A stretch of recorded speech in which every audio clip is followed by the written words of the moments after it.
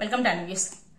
అసలు Indian government ఎవరితో యుద్ధం చేయాలి? మన ఇండియన్స్తోనా, మన ఇండియాతోనా, లేదంటే పాకిస్తాన్తోనా? అసలు ముందు ఎవరితో యుద్ధం చేయాలో డిసైడ్ అయిన తర్వాత యుద్ధం ఎలా చేయాలి అనేది ఆలోచించవచ్చు. అసలు ఏం జరుగుతుంది, ఎగ్జాక్ట్ గా ఏం జరుగుతుంది ఇండియాలో? ఇంటి గుట్టుకు లంకకే చెట్టు. మన వాళ్ళే, మన ఇంట్లో వాళ్ళకి ఇన్ఫర్మేషన్ ఇవ్వకపోతే ఇదంతా జరిగి ఉంటుందా? ఖచ్చితంగా. అంటే మన వాళ్ళే అవతల వాళ్ళకి ఇన్ఫర్మేషన్ ఇచ్చి మన వాళ్ళని మనమే చంపించేసుకున్నాం. ఇదే విషయము ఏ అమెరికాలోనూ ఏ చైనాలో జరిగే సిచ్యువేషన్స్ ఉన్నాయా? ఒక్కసారి ఆలోచించండి. అమెరికాలోని 9/11 2001లో జరిగింది కదా. సో ఆ సిచ్యువేషన్ అయిన తర్వాత మళ్ళీ అలాంటి సిచ్యువేషన్ జరిగిందా? జరిగేటట్టు అన్న ధైర్యం చేశారా? లేదు. ఎందుకంటే అమెరికా ఆ రోజు అప్పుడు తీసుకున్న డెసిషన్స్ అలాంటివి. సో వాళ్ళు ప్రతిపక్షం అధికార పక్షం అని లేకుండా అందరూ కలిపి తీసుకున్న ఒకే ఒక డెసిషన్, అత్యంత స్ట్రాంగెస్ట్ యాక్ట్ తీసుకొచ్చారు. అలాగే ప్రపంచాన్ని కూడా రెండు పార్ట్ల కింద డివైడ్ చేసింది అమెరికా. ఒకటి, మీరు మాతో ఉంటారా, మాతో ఉండి మాతో పాటు ఫైట్ చేస్తారా, లేదు మీరు మాతో పాటు లేరంటే మీరు ఉగ్రవాదులతో ఉన్నట్టే. సో అంతే. మొత్తానికి అందరూ కూడా ఏకదడిగా కలిసి మొత్తం ఎంత కంట్రోల్ చేయగలిగారు? ఇప్పుడు అమెరికా వైపు తలెత్తే ప్రయత్నం కూడా చేస్తారా? అంత సెక్యూరిటీ కానీ అన్ని యాక్ట్స్ కానీ అంత స్ట్రాంగ్ చేసేసుకున్నారు. ఇంకా చైనా కూడా అంతే. చైనా పెట్టిన వాళ్ళ కంట్రీలో ఉన్న అన్యమతస్తులు ఎవరైనా, ఎస్పెషల్లీ ముస్లిమ్స్ ఎవరైనా సరే, వాళ్ళకి అనుకుంటే మేము జాబ్స్ ప్రొవైడ్ చేస్తున్నాము, మీకు ఉండడానికి మేము జీవనాధారం చేస్తున్నాం కాబట్టి మేము పెట్టిన కండిషన్స్ అయితే మీకు ఓకే అని చెప్పారు. దాని గురించి ఎవరైనా ఏం మాట్లాడారా? ఎందుకంటే వాళ్ళు ఎకనామికల్ గా ఫుల్ స్ట్రాంగ్ ఉన్నారు, వాళ్ళు అన్ని విధాలుగా స్ట్రాంగ్ ఉన్నారు కాబట్టి అయిపోయింది. ఇప్పుడు మన వరకు వస్తే కాశ్మీర్లో గత 2-3 years బ్యాక్ ఒక రిపోర్టర్ గ్రౌండ్ రిపోర్ట్ తీసుకున్న ఇన్సిడెంట్ సిచ్యువేషన్, అంటే అక్కడ ఇంటర్వ్యూ తీసుకుంటే అక్కడ లోకలైట్స్ మాట్లాడిన మాటలకి బుర్ర పాడు. कोई आपके गांव में कोई मंदिर बना है तो फिर हमारी नहीं है, हम उसको जलाएंगे और क्या करेंगे? मंदिर को जलाएंगे आप? और क्या करेंगे? बुरहान वानी का नाम सुना है? कौन था वो? मुजाहिदों का आगे है वो। मुजाहिद है ना वो, मुजाहिद है ना? आप उसको शहीद मानते हैं? और क्या, शहीद है हाँ और क्या।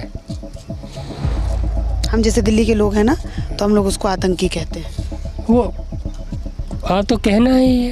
ये जो आपको आर्मी ऑफिसर दिख रहे हैं, इन कितने सारे आर्मी ऑफिसर्स को मारा उसने। ये भी शहीद जाते हैं अपने देश के लिए, वो भी शहीद जाते हैं। तो बुरहान किसके लिए शहीद है? वो भी ఒక అతనేమొచ్చి వాళ్ళ ఏరియాలో గుడుంటూ కూల్చేస్తాను అంటున్నాడు. ఇంకొక అతనేమొచ్చి వాళ్ళు తప్పేం చేస్తారు, వాళ్ళ గురించి వాళ్ళు ఫైట్ చేస్తున్నారు అని చెప్పేసి మనం ఎవరైతే తీవ్రవాదులు అనుకుంటున్నామో వాళ్ళని సపోర్ట్ చేస్తూ మాట్లాడుతున్నారు. ఇప్పుడు కాశ్మీర్ పరిస్థితి చూసుకుంటే వాళ్ళు ప్రొటెస్ట్ చేస్తున్నారు. ఇదే ప్రొటెస్ట్ ఒక 4-5 years బ్యాక్ జరిగి ఉంటే ఇలాంటి సిచ్యువేషన్స్ జరుగుండవేమో. బట్ ఇప్పుడు ఎందుకు ప్రొటెస్ట్ చేస్తున్నారు? ఇప్పుడు ఎందుకు కాశ్మీర్ లో చేంజ్ వచ్చింది? వాళ్ళు చేసిన సాయాలను ఎందుకు చూపించుకుంటున్నారు? ఎందుకు ఆ వీడియో క్లిప్స్ అన్ని రిలీజ్ చేస్తున్నారు? ఎందుకు అంటే టూరిజం అంతగా డెవలప్ అయ్యింది. గత 3 years లోనే 7,500 crores టర్న్ ఓవర్ అయ్యింది అంటే ఎంత టూరిజం డెవలప్ అయ్యింది? సో కాశ్మీర్ మొత్తం కూడా టూరిజం మీద ఆధారపడి ఉంది. వాళ్ళకి లైఫ్ కనిపిస్తుంది, వాళ్ళకి బతకడానికి ఒక జీవనాధారం కనిపిస్తుంది. అందుకనే ప్రొటెస్ట్ చేస్తున్నారు. సో మీరు ఎందుకు వచ్చి మా ఇండియాలో ఇలాంటి పనులన్నీ చేస్తున్నారు, మేము మీకు ఆపోజిట్ అని చెప్పి ప్రొటెస్ట్ చేస్తున్నారు. ఆ చేంజ్ కాశ్మీర్లో రావడం మొదలుపెట్టింది. అంటే జస్ట్ ఆఫ్టర్ ఆల్ ఒక చిన్న స్టేట్ కాశ్మీర్లోనే ఒక ఎకనామికల్ గా చేంజ్ కనిపించేసరికి మనుషుల్లోని అంత చేంజ్ కనిపించింది కదా. మరి మన ఇండియా మొత్తం కూడా ఇలాంటి చేంజ్ తీసుకొచ్చి ఎకనామికల్ గా మనం స్ట్రాంగ్ అయితే పాకిస్తాన్ లాంటి కంట్రీస్ మన వైపు చూసే ధైర్యం చేస్తాయంటారా? ఇప్పుడు ఎట్ ప్రెసెంట్ పాకిస్తాన్ ఏం చేస్తుందంటే వాళ్ళ కంట్రీ అంటే నార్మల్ పీపుల్ ని రెచ్చగొట్టే పనిలో ఉన్నారనమాట. ఇండియాతో యుద్ధం వచ్చేస్తుంది, మీరు రెడీగా ఉండండి, అందరూ ప్రిపేర్ అయిపోయి అని చెప్పి రెచ్చగొడుతున్నారు జనాల్ని. సో ఒకవేళ అలాంటి సిచ్యువేషన్ వచ్చిండుంటే అసలు పాకిస్తాన్కి ఏ ధైర్యంతో వాళ్ళు ఇంత ముందడుగేస్తున్నారు? ఒక పక్క మేమేం చేయలేదు, ఇండియా అంతటి ఇండియా చేసేసుకుంది, సో అది బ్యాబ్లే మన మీద వేసేస్తున్నారు అని చెప్తూ అక్కడ వాళ్ళకి చెప్తూ ఇలా చేస్తున్నారు. ఒక్కసారి మన ఇండియా పాకిస్తాన్ యొక్క గ్రోత్ కానీ జీడిపి కానీ కంపేర్ చేసుకున్నాం అనుకోండి. ఒకసారి చూస్తే మీరు ఇండియా జీడిపి చూస్తే $3.9 trillion ఉంటే పాకిస్తాన్ జీడిపి $375 billion. ఇది ట్రిలియన్, అది బిలియన్. ఇంకా ఇండియా ఇన్ఫ్లమేషన్ చూస్తే 5.5 నుంచి 6% ఉంటే పాకిస్తాన్ ఇన్ఫ్లమేషన్ 30 నుంచి 40% ఇన్ఫ్లమేషన్ ఉంది. సో ఒకవేళ యుద్ధంగానే వచ్చే సిచ్యువేషన్ వచ్చింది అనుకోండి, మొత్తం పాకిస్తాన్ బుగ్గి బూడిదపై సర్వనాశనం అయిపోద్ది. అంటే ఆల్రెడీ అయిపోయింది కదా, ఇంకేముంది అక్కడ అంటారా? సో అదే అక్కడ ఒకవేళ ఆల్రెడీ వాళ్ళు నాశనం అయిపోయారు, ఇంకా నాశనం అయిపోవడానికి ఏముంది. కానీ మన మీద అంటే మనం ఆల్రెడీ ఇప్పుడు జీడిపి గ్రోత్ కంట్రీస్ లోనే టాప్ 5 లో ఉన్నాము. అంటే first USA, China, Germany, Japan, India, అవును కదా. సో అంటే ఇప్పుడిప్పుడే మనం నిలబడుతున్నాము, జీడిపి గ్రోత్ లో పరిగెడుతున్నాము. సో ఇలాంటి సిచ్యువేషన్ యుద్ధం జరిగిందంటే మనం ఎన్ని ఇయర్స్ బ్యాక్ వెళ్ళిపోతాం కూడా మనకే తెలియదు. సో ఆల్రెడీ నష్టం జరిగిన పాకిస్తాన్కి ఇంకా నష్టం ఏముంది, మనం డెవలప్ అవుతున్న కంట్రీ. ఇప్పుడు మన మీద ఎఫెక్ట్ పడితే అది తేరుకోవడానికి చాలా కాలం పట్టేస్తుంది. సో అందుకనే భారత్ ఇంతగా ఆలోచించాల్సిన సిచ్యువేషన్. చాలా మంది ఏంటంటే ఇజ్రాయిల్ లాగా భారత్ ఎందుకు దూకుడుగా ఉండదు అంటారన్నమాట. అంటే ఇజ్రాయెల్ ఇండియా ఎందుకంటే ఇజ్రాయెల్ ఏదైనా అటాక్ అవ్వడానికి ముందే అటాక్ చేసేస్తుంది. న్యూక్లియర్ వెపన్స్ ఉన్నాయనుకోండి, ముందుగానే వాళ్ళ మీద డౌట్ ఏదైనా వస్తే యూజ్ చేయడానికి కూడా పెద్దగా సంకోచించదు. సో అందుకని ఇజ్రాయెల్ ఎలా ఉంది అంటారు. కానీ భారత్కి ఇజ్రాయెల్కి కంపేర్ చేయడానికి లేదు. మనం ఎందుకంటే టాప్ 5 గ్రోత్ లో ఉన్నాము. మనం అన్ని ఆలోచించి చేయవలసిన సిచ్యువేషన్ లో భారత్ ఉంది. ఇజ్రాయెల్ అంతా అగ్రెసివ్ గా వెళ్ళలేదు.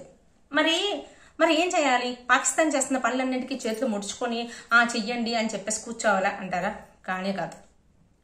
ఇక్కడ మీకు ఒక చిన్న ఎగ్జాంపుల్ ఇస్తాను. ఒక సౌత్ కొరియాని నార్త్ కొరియాని తీసుకోండి. నార్త్ కొరియాని చైనా సపోర్ట్ చేసేది, సౌత్ కొరియాని USA సపోర్ట్ చేసేది.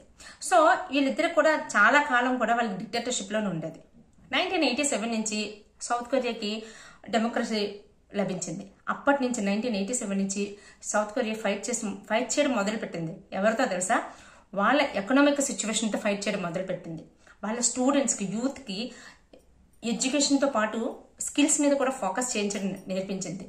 ఎంతగా నేర్పించింది అంటే ఈ రోజు మన ఇంట్లో ఏం చూసినా సరే, ఒక ఏసీ చూడండి, ఒక వాషింగ్ మెషిన్ చూడండి, ఒక ప్యూరిఫైయర్ చూడండి, అయితే LG కనిపిస్తుంది, సామ్సంగ్ కనిపిస్తుంది, ఇంకో కంపెనీ కనిపిస్తుంది. అంటే మాక్సిమం సౌత్ కొరియా తీసుకొచ్చిన బ్రాండ్స్ ని మనం ఇక్కడ ఇంపోర్ట్ చేసుకుని వాడుకుంటున్నాము. అలాంటి సిచ్యువేషన్ కి సౌత్ కొరియా వెళ్ళింది. మరి నార్త్ కొరియా సిచ్యువేషన్ ఏంటి? ఇప్పటికీ కూడా డిక్టేటర్షిప్ లోనే వెళ్ళిపోయింది. ఇంకా అది ఏమైపోతుందో తెలియదు. మా దగ్గర ఇన్ని వెపన్స్ ఉన్నాయి, మా దగ్గర అన్ని వెపన్స్ ఉన్నాయి చెప్పుకోవడంతో సరిపోతుంది. సౌత్ కొరియా నార్త్ కొరియాతో కంపేర్ చేసుకుంటే సౌత్ కొరియాలోని అన్ని డిఫెన్స్ స్ట్రాంగ్ లేదు, అంత న్యూక్లియర్ వెపన్స్ వాళ్ళ దగ్గర లేవు. కానీ ఎకనామికల్ గా స్ట్రాంగ్ గా ఉండడం వల్ల ఏమీ చేయలేకపోతున్నారు. అది అక్కడ ఎకనామికల్ గా స్ట్రాంగ్ గా ఉండడం వల్ల జరిగే అడ్వాంటేజ్.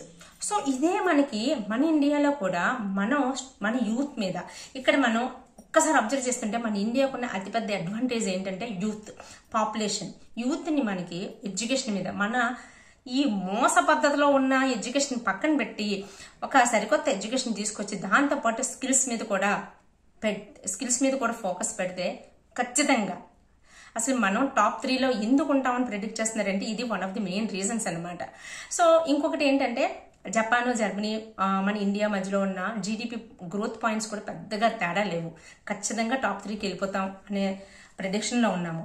సో ఇలాంటప్పుడు ఇండియా యూత్ మీద ఇంత ఫోకస్ పెట్టడం, మ్యానుఫ్యాక్చర్ మీద ఆల్రెడీ ఫోకస్ పెట్టారు. ఈ మధ్య కొంచెం స్లో అయింది, బట్ మ్యానుఫ్యాక్చర్ మీద ఫోకస్ చేసి నెక్స్ట్ మొబైల్స్ మీద చాలా ఫోకస్ ఉంది. ఇలా చెయ్యడం వల్ల ఏమవుతుందంటే ఖచ్చితంగా డెవలప్ అవుతాం. అంటే మన జీడిపి మన ఎకనామికల్ గా స్ట్రాంగ్ అవుతూ మన జీడిపి మన ఎకనామిక్ మీద ఎటువంటి ఎఫెక్ట్ పడకుండా ఉండేటట్టు పాకిస్తాన్ ని ఇరకట్టంలో పెట్టాలి.